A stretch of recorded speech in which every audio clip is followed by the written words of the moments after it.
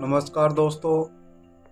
आज का हमारा ये कंसेप्ट किसी आकृति जो कि वर्ग होती है, उस वर्ग में बहुत सारे वर्ग बना दिए जाते हैं, छोटे छोटे वर्ग बने होते हैं, तो उन वर्गों की संख्या क्या होगी। तो दोस्तों इससे पूर्व वीडियो में मैंने पूरा का पूरा कंसेप्ट रीजनिंग से संबंधित कैलेंडर का जितने कंसेप्ट होते हैं वो क्लियर कर दिए हैं। सेकंड टॉपिक में मैंने त्रिभुजों की संख्या निकालने के लिए जितने फॉर्मूले थे उनको क्लियर कर दिया है। अब थर्ड हमारा जो रीजनिंग का टॉपिक है हमारा कि वर्गों की संख्या कैसे ज्ञात करें। तो दोस्तों एक बात मैं आपसे पहले कहना चाहूँगा कि नेक्स्ट वाले जो वीडियो आएगा उसमें वर्गों के साथ आयत की संख्या ज्ञात करने का फॉर्मूला भी सीखेंगे कि वर्गों में ही आयत भी छुपे होते हैं। जैसे कि आकृति नंबर 1 में देखिए एक वर्ग है, वर्ग के साथ साथ उसमें आयत भी हैं। तो दोस्तों हम बेसिक से प्रारंभ करेंगे। तो हमारे पास कभी कभार ऐसा पूछ लिया जाता है कि इसमें कितने वर्ग और कितने आयत हैं। तो दोस्तों रीजनिंग में दोनों ही टॉपिक एक ही क्वेश्चन के माध्यम से पूछे जाते हैं, तो उसको हम हल करना सीखेंगे। लेकिन दोस्तों ये मेरा बेसिक है, आधार है, और मैं अपने जो भी टॉपिक होते हैं वो बेसिक से प्रारंभ करता हूँ और फिर लास्ट ले जाकर जो भी कंसेप्ट होता है उसको टोटली क्लियर करता हूँ। तो दोस्तों इस वीडियो के अंत तक बने रहें। ये हमारा बेसिक नॉलेज है। उसके बाद में जो हार्ड से हार्ड क्वेश्चन होंगे उनको हम बहुत ही नॉर्मल फॉर्मूले के आधार पर मात्र 30-35 सेकंड में हम ऐसे ही प्रश्नों का हल निकालना सीख जाएंगे। तो दोस्तों जब वर्ग में वर्ग बने होते हैं तो उनका फॉर्मूला क्या है। तो दोस्तों मैं आपसे पहले एक जो त्रिभुजों की संख्या निकालने का जो फॉर्मूला था उसमें एक फॉर्मूला था वर्टिकल लाइन वाला। उस वर्टिकल लाइन में जैसे हमने एक त्रिभुज बना लिया, उस त्रिभुज के अंदर जो फॉर्मूला हमने अपनाया था कि एक वर्टिकल लाइन होने की स्थिति में जैसे 1 2 वर्टिकल लाइन है, तो उसका जो फॉर्मूला था हमने ये कहा था कि उनको काउंटिंग नंबर दे देंगे 1 2 और 3 और सबको जोड़ देंगे। तो हमारे पास आंसर आ गया था 6। ये फॉर्मूला था त्रिभुज की वर्टिकल स्टेट होने के बाद। अब मैं आपसे ये कह रहा हूँ ये वर्ग में भी लागू होता है। मैं कहता हूँ अपना बेस तैयार करता हूँ, मैं हर चीज़ को एक दूसरे से कनेक्ट करके सिखाता हूँ। दोस्तों अगर आपको त्रिभुज का फॉर्मूला याद है आ जाएगा तो वर्ग का अपने आप याद आ जाएगा। तो दोस्तों यहाँ त्रिभुज में तो चूंकि एक शीर्ष से 2 शेष भुजा पर खींचा गया था, लेकिन इसमें भुजाओं की संख्या 4 होती है और वर्ग में प्रत्येक कोण समकोण होता है, ये विशेषता है, और चारों भुजाएं बराबर होती हैं, ये सबसे बड़ी शर्त ये है। और एक कंडीशन ये है कि सभी वर्ग आयत होते हैं लेकिन सभी आयत वर्ग नहीं होते। तो ये कंसेप्ट हम अगले वाले कंसेप्ट में हल करेंगे। दोस्तों क्या है इनका फॉर्मूला, क्यों होते हैं, क्यों वो आयत सभी वर्ग क्यों नहीं होते। तो दोस्तों पहला जो अब वर्टिकल लाइन कैसे खींचते हैं, अगर हम इस शीर्ष से शीर्ष को मिला दें तो वो वर्टिकल लाइन नहीं हो सकती, तो भुजा होनी चाहिए। तो भुजा के लिए कंसेप्ट ये बन जाता है, इसमें जो वर्टिकल लाइन होती है वो भुजा से भुजा पर होती है, जिसको हम ये वर्टिकल लाइन मानकर चलते हैं। तो यहाँ हमारे पास इसका जो फॉर्मूला होगा, हम बेसिक तैयार कर लेते हैं दोस्तों। पहले इसके हम काउंटिंग करते हैं 1 2 और इसमें भी 1 2। क्लियर, आपको और ज्यादा नहीं करना है। इनका स्क्वायर कर लीजिए। त्रिभुज में तो हम सबको जोड़ लेते हैं, इसमें स्क्वायर करेंगे तो 1 का स्क्वायर 1, 2 का स्क्वायर 4, तो इसमें कुल वर्ग इनको जोड़ दीजिए, यानी इनका स्क्वायर करके जोड़ देंगे तो हमारे पास कुल वर्ग आ जाएंगे 5। यानी 1 का स्क्वायर 2 का स्क्वायर और यहाँ दिए गए हैं तो टोटल ये 5 हो गए दोस्तों। अब यहाँ हमारे पास ये तो हो गया हमारा बेसिक। अगर वर्ग में लाइन एक एक अंदर खींची जाए, एक लंबवत और एक क्षैतिज, तो इस प्रकार से हमारे पास कुल वर्गों की संख्या होगी, वो होगी 5। तो नेक्स्ट जो क्वेश्चन है वो सेकंड, वो भी इसी आधार पर हो जाएगा 1 2 3 1 2 3, और किसी को काउंटिंग करने की आवश्यकता ही नहीं बचती दोस्तों। अब इनकी संख्या का वर्ग अगर ये बराबर है तो ही दोस्तों, एक कंसेप्ट आपके दिमाग में अभी भी चल गया होगा कि मान लो ये संख्या बराबर नहीं है, तो आप एक क्वेश्चन नंबर 4 और 5 देख लीजिए, इनमें काउंटिंग नंबर बराबर नहीं है। तो दोस्तों वीडियो के अंत तक बने रहें, आपको वो भी समझ में आ जाएगा कि अगर काउंटिंग नंबर बराबर ना हो तो क्या करें।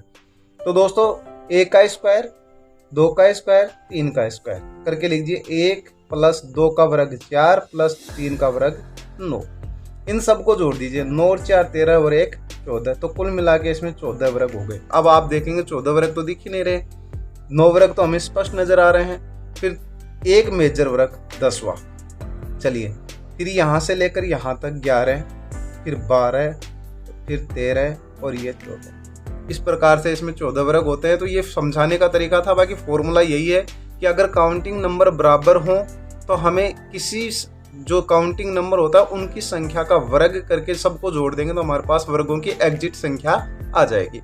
इसी प्रकार से इसमें कितने वर्ग होंगे, तो 1 2 3 4 5, वही देखे खड़े भी 5 ही हैं क्या, 2 3 4 और 5। कोई ज़्यादा हार्ड काम नहीं है दोस्तों, इसमें बहुत नॉर्मल काम हो गया। 1 का स्क्वायर 1, 2 का स्क्वायर 4, 3 का स्क्वायर 9, 4 का स्क्वायर 16 और 5 का स्क्वायर 25। अब इन सबको जोड़ दीजिए, इसमें कुल वर्गों की संख्या आ जाएगी। तो 25 से 16 41, 41 9 50, 50 4 54 और 1 55, यानी इसमें हमारे पास कुल वर्गों की संख्या आ गई 55। दोस्तों मैं फिलहाल आपको सिर्फ बेसिक बता रहा हूँ, ये बेसिक नॉलेज है मात्र। तो बेसिक नॉलेज के आधार पर ही हमारे हार्ड से हार्ड क्वेश्चन हल होंगे। तो सबसे पहला काम हमारा बेसिक होता है। अब आ जाते हैं जिसमें संख्या समान ना हो। तो समान संख्या न होने की कंडीशन में देखिए 1 2 3 और इधर से 1 2 3 और 4। अब इनकी संख्या हम कैसे निकालें कि इसमें कितने वर्ग हैं। तो दोस्तों इसमें ज़्यादा हार्ड कार्य कुछ नहीं करना है, इसको इससे गुणा कर लीजिए, 4 को 3 से, तो 4 गुणा 3 मैक्सिमम को, फिर इसको इससे कर लीजिए। अर्थात इसमें एक सबसे बड़ी विशेषता आपको ध्यान रख लेनी है कि 4 गुणा 3 पहला आया है, अगले वाले में आपके बिल्कुल ये समझ में आ जाएगा कि कैसे हल करते हैं। फिर 3 गुणा 2, 3 गुणा 2, फिर आ जाते हैं 2 गुणा 1, फिर प्लस 1 गुणा 0। ध्यान दीजिए दोस्तों, इसमें क्या होता है, इस लाइन में 3 है, इस लाइन में 4 काउंटिंग आई है। तो जब 4 काउंटिंग आए तो पहले अंतिम को अंतिम से गुणा कर लीजिए, फिर एक एक संख्या घटती चली जाएगी। जैसे 4 गुणा 3 आए, 3 गुणा 2 हो गई, फिर 2 गुणा 1 हो गई, फिर 1 गुणा 0 हो गई। लास्ट में जब 0 आ जाए वहीं पर आप रुक जाइए, आपका काम क्लियर हो गया। 4 3 12 है, प्लस 3 दूनी 6, प्लस 2 1 2 और 0 गुणा 1 0। तो 12 और 6 18 और 2 20। तो इसके अंदर त्रिभुजों की संख्या हमारे पास हो गई 20। तो दोस्तों हमारे पास ये कंसेप्ट बिल्कुल बहुत आसान कंसेप्ट है कि इस वर्ग में संख्या ज्ञात करने का फॉर्मूला क्या है। अब नेक्स्ट देखिए दोस्तों क्या करना है। इसमें काउंटिंग करते हैं 1 2 3, इस तरफ काउंटिंग करते हैं तो 1 2 3 4 5। अब क्या करें, तो इसमें 5 आ गए, इसमें 3 आ गए, हो सकता था ये 2 ही आ जाते। देखिए फॉर्मूला कुछ भी हो सकता है, और भी बढ़ाकर हम इसको देखेंगे दोस्तों। तो यहाँ से 5 को पहले 3 से गुणा करना है। अब 5 को 4 से नहीं करना है, इधर काउंटिंग लास्ट काउंटिंग 3 है तो 3 से गुणा करेंगे। तो 5 गुणा 3 प्लस 5 का 3 से हो गया 4 गुणा 2, 4 गुणा 2। देखिए पहली संख्या 1 घट के आ गई, दूसरी संख्या भी 1 घट के आ गई। तो पहला जोड़ा 5 गुणा 3 का, दूसरा जोड़ा 4 गुणा 2 का, प्लस तीसरा जोड़ा क्या बनेगा, तो तीसरा जोड़ा बनेगा 3 गुणा 1 का, 3 गुणा 1 का। चौथा जोड़ा बनेगा 3 के बाद में बच गए 2 गुणा 0। अब यहाँ क्या आ गया, यहाँ आप गलती से 1 मत कर देना दोस्तों, यहाँ संख्या घट रही है 5 4 3 2, यहाँ देखिए 3 2 1 और 0। अब इनका आंसर जो भी जुड़ेगा वो आपका आ जाएगा। 5 3 15, प्लस 4 दूनी 8, 3 1 3 और 2 को 0 से गुणा कर दिया 0। तो हमारे पास आ गए 15 8 23 3 26। तो इस आकृति हमारे पास कुल मिला के 26 वर्ग थे। दोस्तों नेक्स्ट वीडियो में आपको ये बताया जाएगा कि इस आकृति में कितने तो आयत हो गए और कितने वर्ग हो गए। आपने ये वीडियो अंत तक देखा उसके लिए धन्यवाद। जय हिंद। अगर आपको ये कंसेप्ट अच्छा लगा हो और मेरे पूर्व कंसेप्ट भी आप देख लें दोस्तों, एक बार रीजनिंग से संबंधित ही हैं, मैथ से रिलेटेड हल करके अपलोड किए, तो दोस्तों एक बार उनको ज़रूर देखें। फिर आपको अगर ये चैनल अच्छा लगे तो सब्सक्राइब करें, अन्यथा दोस्तों आपने जो देखा उसके लिए धन्यवाद। जय हिंद।